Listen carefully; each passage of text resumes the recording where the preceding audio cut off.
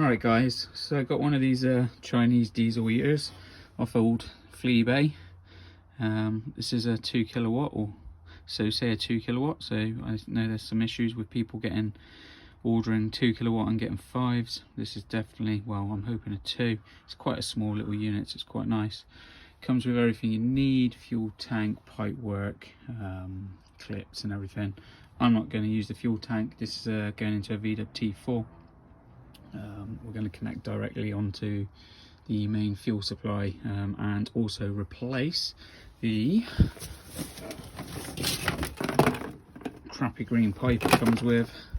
Yeah, we'll go from there. So what I've done is I've located an area within the van that I'm going to put it. My van's got a, it's hard to see, it's a bit of a mess at the moment, but it's a L-shape conversion. We've got this nice rear box at the back. So I'm going to pop the unit in there in this side, and going to have an electric and leisure battery on that side. I'm quite lucky because my van actually runs nice big all-terrain tyres, so the spare wheel carrier is free because I'm not carrying a spare wheel underneath. So it's a nice empty space. My spare wheel gets carried on the back, so all good. What I have got somewhere around here is I brought one of the turret plates,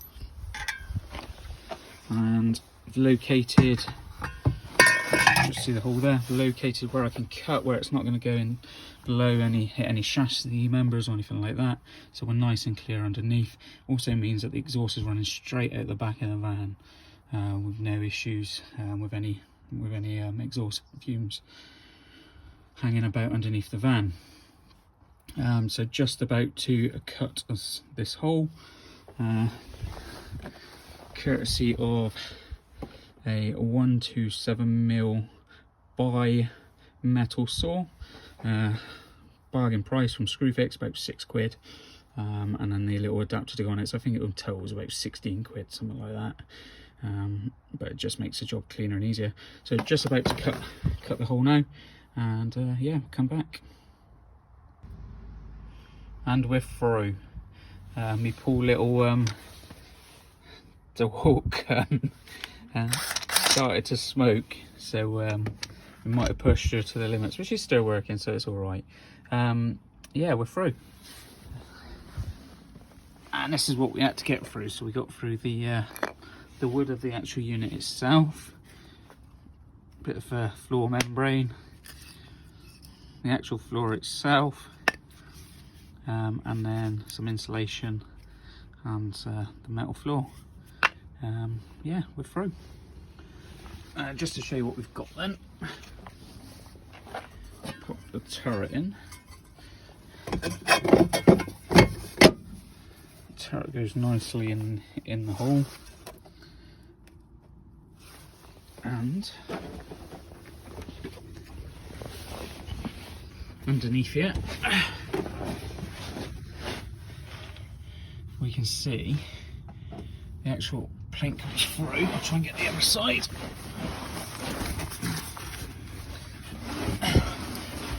I got the extra large turret, which I think was 65mm, might have even been 55, but it gives me about an inch coming through the floor, so it should be plenty. And then we're right next to the actual chassis, so we can use that as fixings for the exhaust, intake, etc, etc. Fuel line we're going to have to run from the front. Hopefully that's not too long away. It's not something I've looked into, but we'll find out. Right, on to the next bit. Okay, so just sprayed around to treat all the exposed metal with a bit of undersill, just to make sure it's all covered. And then I'm going to pop the turret in, and before putting the turret in, what I'm going to do is run some Durco high temperature just around this lip here, try and spread it up a bit just so it seals within around the edges and on the inside. So yeah, that's the next job. We will do that. After that, I'm going to test fit where the outlet goes. So my plan is to drill a hole within here, so one of the outlet sockets can go, and potentially the inlet for the cool air, or the air that's going to get cooled through this side here. This just goes into like the wheel well area, which I thought is probably quite a good area to draw from, because at the rear of the, I don't know if you can see, but you've got where the rear lights are, plenty of fresh air coming in through there as well. So yeah, that was the plan. I'll see how I get on and we'll come back. Okay, so just getting ready to install this now. I did have it fitted and realised you've got to fit these little studs first, otherwise you can't get them in from underneath. It's just a bit of a nightmare. Got the pipe work in, ready to connect to. So that's the cold feed in, and then hot out goes to the other side. See if I can get you over there at the moment, just out there. What I've noticed with these studs is there's a long end and a short end. I'm guessing the short end goes into the unit, so just putting those in now. There are instructions, but yeah, my Chinglish isn't very good, so we will just play it by ear and get this installed. The other thing I've noticed is these absolute crap. So I've gone and got some slightly better quality ones that seem to be a lot better. Just for these were 50 to 70 mil.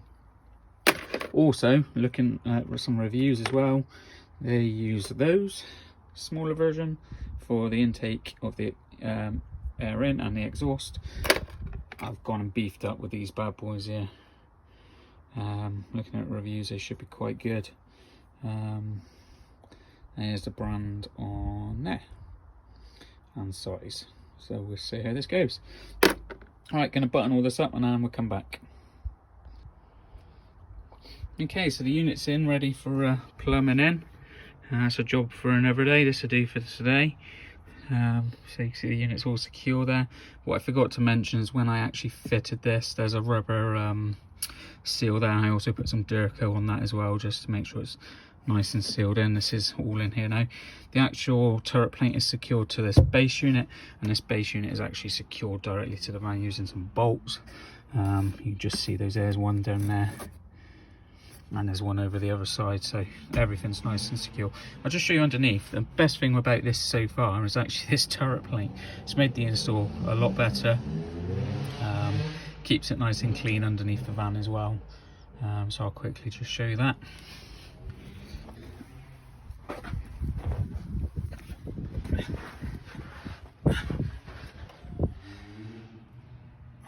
So as you can see, it's kept everything nice and clean. I've managed to underseal and drill while I was at it, but yeah, everything's ready to now plumb in. We'll see how those fittings go on that I got, but like I said, job for another day. Right, catch up soon.